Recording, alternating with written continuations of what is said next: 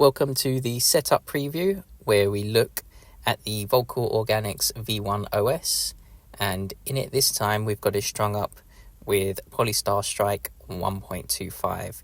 So I'll do the usual, go through some potential negatives and some potential positives, and then maybe make some predictions about what we can expect out on court. And in my previous setup analysis videos where we looked at the Signum Pro Firestorm, I did point out that I wasn't too happy with how low the launch angle was. It wasn't extreme, but I thought it was a bit too low and I was having to exert a little bit more energy as a result. And as you can see with this string, the dwell time at 37.0 milliseconds is a lot higher than the dwell time of the Firestorm, which was 36.3 milliseconds. So from that, just as a general rule of thumb, a higher dwell time usually means a higher launch angle. And so that is what I'm hoping for from this string. We should get it in abundance, really. I'm expecting quite a bit of difference, but we'll have to see how it performs out on court. Of course, when you increase the launch angle, you've got to be wary that the ball has the potential of landing further beyond the baseline. So length control can become an issue. Get this wrong and you aren't going to be able to attack the ball as much as you'd probably like. So bearing that in mind, we've got the dwell time at 37.0. The stiffness is a little bit lower than our previous setup. So now we've got a rating of 184.0 pounds.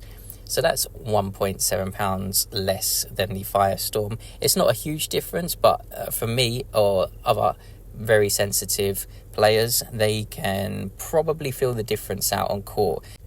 And that lower stiffness will give the user a lot more feel and potentially a lot more length control.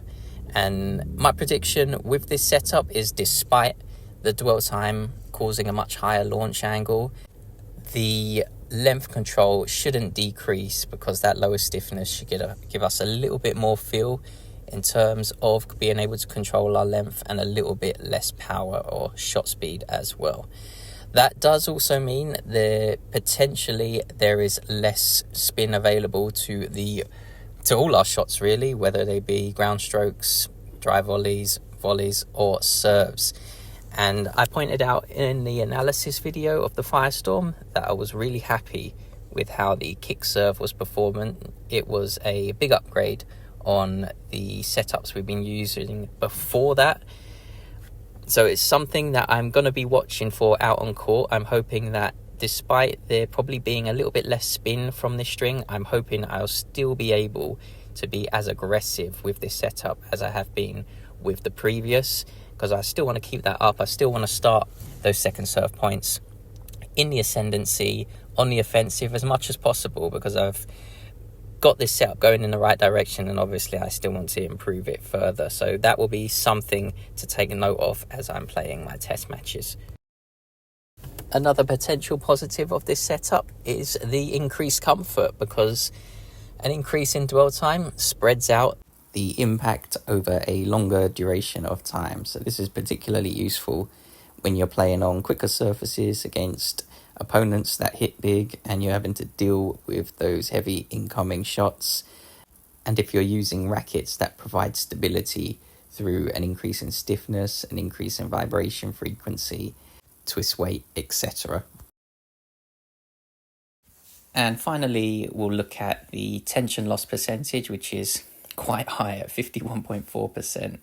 That's an understatement, to be honest. And the energy return as well at 82.1%, which is on the lower end of the scale. Those two tend to correlate. The lower the energy return, usually the higher the tension loss percentage. And we'd have to be a little bit wary of that, because it does exacerbate some of the height and line control issues that we may be facing with this string, as it is, being that it's a decrease in stiffness from our previous string. So something to bear in mind. We will definitely be keeping an eye on it. If it does become an issue, obviously I will let everyone know in the analysis videos. So that brings us to the end of this video. Just a quick recap. Some of the positives I'm looking forward to out on court is the greater length control, the increase in comfort, and also the increase in the launch angle, which is a bit unusual to say, but I'm looking forward to that, because hopefully it means I'll have to exert less energy, especially in extended rallies, and I'll be able to keep my level higher for a longer period of time.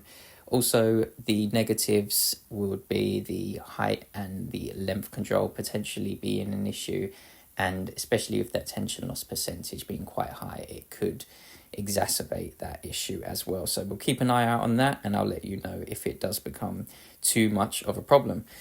Also, there could potentially be a little bit less spin on our ground strokes, and especially what I've been mentioning lately, my kick serve, because the stiffness is a little bit lower, and that tends to decrease the shot speed and the shot spin in my experience. So again, another thing to look out for. So that will bring us to the end of this video. I want to thank everyone for watching. I do appreciate it. If you enjoyed it, it might be worth checking out the other content on this channel and staying tuned for future videos coming out soon. So hopefully I'll see you all there. And until then, everyone, take care.